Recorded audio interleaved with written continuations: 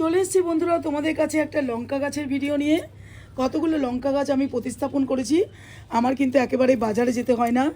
আর বিষের মতো লঙ্কা ঝাল এই ধরনের দুটো লঙ্কা যদি আমি প্রতিদিন ব্যবহার করি বন্ধুরা, তাহলে কিন্তু আমার একদিনে কাজ চলে যাবে। তো কত সুন্দর করে লঙ্কা এর মধ্যে বাড়ির লঙ্কা দিয়ে আমি গাছগুলো তৈরি করেছি। তো কিভাবে করেছি ভিডিওটা তোমরা অবশ্যই দেখো, তাহলে কিন্তু তোমাদেরও বাজারে যেতে হবে না। সুন্দর করে প্রত্যেকটা গাছ থেকে লঙ্কা পাবে, আর পাতা কিন্তু কোঁকড়াবে না। তার রহস্যটা কি সেটাও তোমাদের সাথে আমি শেয়ার করে দেবো বন্ধুরা। চলো।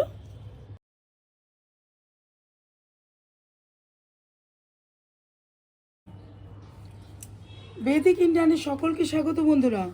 আমরা যদি বাড়ির লঙ্কা দিয়ে এত সুন্দর লঙ্কা গাছ বাড়িতে প্রতিস্থাপন করে লঙ্কা নিতে পারি, তাহলে কিন্তু আমাদের আর বাজারে যেতে হবে না।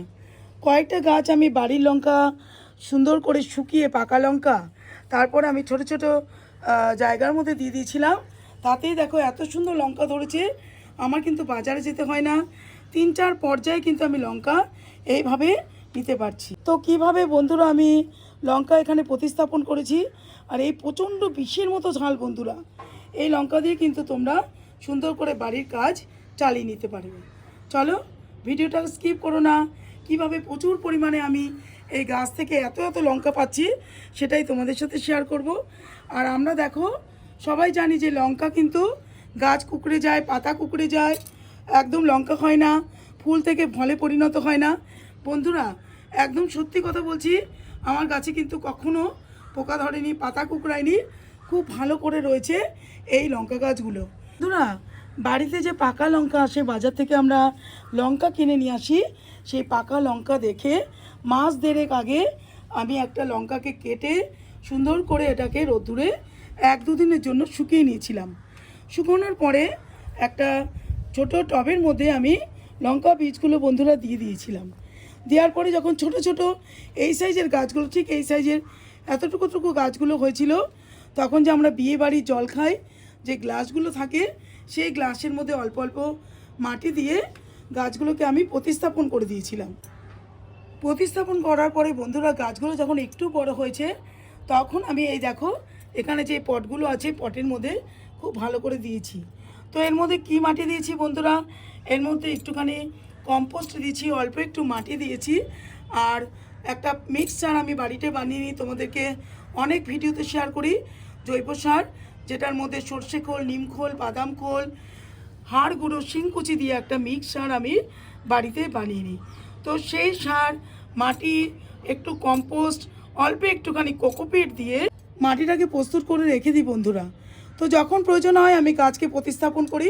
তো টবের মধ্যে সেই মাটি নিয়ে আর ওই গ্লাস থেকে ভেঙে তোমাদের ভিডিও দেওয়া আছে বন্ধুরা, দেখবে আমি কিভাবে, এর আগে একটা লঙ্কার ভিডিও তোমাদের সাথে শেয়ার করা আছে। তো গ্লাস থেকে নিয়ে আমি টবে প্রতিস্থাপন করেছিলাম।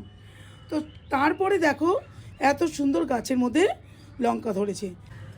তো ভালো করে এই টবের মধ্যে বন্ধুরা প্রতিস্থাপন করার পরে শুধু এই যে সর্ষে খোল দেখছো, এই সর্ষে খোলের গুঁড়ো আমি দিয়েছি, আর কিচ্ছু দিইনি বন্ধুরা। এই এতটুকু সর্ষে খোল নিয়ে টবের মাটিও আমি খুঁচাইনি, এইভাবে চতুর্দিকে আমি একটু সর্ষে খোলের গুঁড়ো এই 1 চামচ করে দিয়ে দিয়েছি। তাতে এত পরিমাণে ফুল আসছে বন্ধুরা, আর প্রচুর পরিমাণে এখানে দেখতে পাচ্ছ বন্ধুরা, প্রচুর পরিমাণে এর মধ্যে লঙ্কা ধরেছে। তো অনেকগুলো গাছ আমি লঙ্কা গাছ করেছি, আমাকে কিন্তু একেবারেই বাজারে যেতে হয় না। এই টবের লঙ্কাই আমি খেয়ে শেষ করতে পারছি না। আর বন্ধুরা এগুলো প্রচুর পরিমাণে ঝাল, আর যেই লঙ্কাগুলো পেকে যাচ্ছে সেগুলো কিন্তু চড়াই পাখিরা এসে খেয়ে যাচ্ছে। আমারও ভালো লাগছে যে ওরাও কিছু জিনিস পাচ্ছে।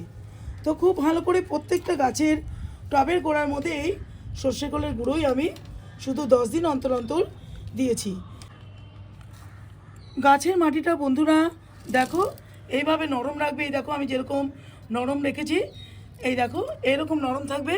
আর একটা ঝুরঝুরে মাটি বন্ধুরা অবশ্যই টবের মাটিতে রাখবে। বেশি জল দিয়ে দেবে না ক্যাতক্যাতে করে, তাহলে কিন্তু ফুলগুলো আসছে বন্ধুরা ঝরে পড়ে যাবে। প্রত্যেকটা ফুল থেকে কিন্তু ফলে এখানে পরিণত হচ্ছে বন্ধুরা। এই দেখো একটা ফুলও কিন্তু এখানে ঝরে পড়ে যায় না। কাজে টবের মাটিটা বেশি ভিজিয়ে দেবে না, আর প্রচুর পরিমাণে লঙ্কা গাছে রোদ্দুর দেবে, তাহলেই কিন্তু লঙ্কা গাছ তোমরা করতে পারবে। ছায়াযুক্ত জায়গায় বন্ধুরা একটা লঙ্কাও কিন্তু গাছ থেকে পাবে না, এটাই হচ্ছে লঙ্কা গাছের মেন কন্ডিশন। আর এই যে পাতাগুলো দেখতে পাচ্ছ বন্ধুরা, কোনো দিনও আজকে 1.5-2 মাস ধরে আমার গাছগুলো রয়েছে, আমি কেটে কেটে নিয়ে গেছি, আবারও এখানে পাতা হয়েছে, ফুল এসছে, ফুল থেকে ফলে পরিণত হয়েছে, তবু কিন্তু আমার কোনো দিনও এর মধ্যে এতটুকু পোকা ধরেনি। কারণ এখানে প্রায় সকাল থেকে সন্ধে পর্যন্ত পুরো রোদ্দুরটা ছাদের এই লঙ্কা গাছগুলো পায়, তাতেই এত সুন্দর করে লঙ্কা হয়েছে। তো চলো বন্ধুরা, যদি তোমাদের ভিডিওটা ভালো লেগে থাকে অবশ্যই আমাকে লাইক কমেন্ট করো, আর আমার চ্যানেলটাকে সাবস্ক্রাইব করে দিও, এইরকম ভিডিও আমি আনতে থাকি। চলো বন্ধুরা, টাটা। এতক্ষণ ধরে ভিডিওটা দেখার জন্য তোমাদেরকে অনেক অনেক ধন্যবাদ।